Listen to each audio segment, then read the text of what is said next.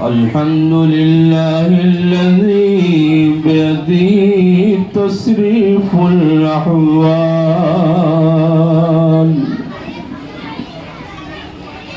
وتخفيف الأثقال،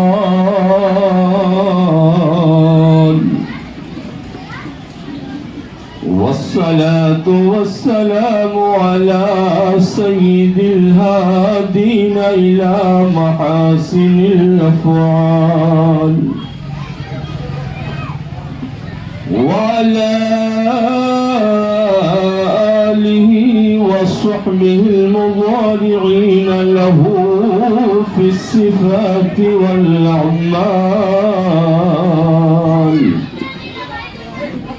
أما بعد، فأعوذ بالله من الشيطان الرجيم.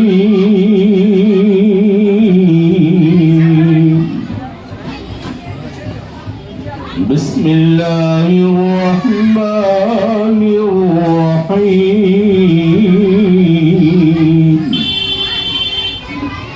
وما محمد إلا رسول قد خلت من قبله الرسل.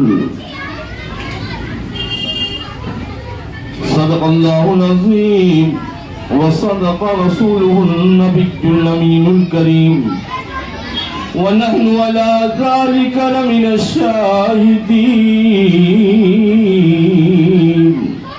والشاكرين، والحمد لله رب العالمين.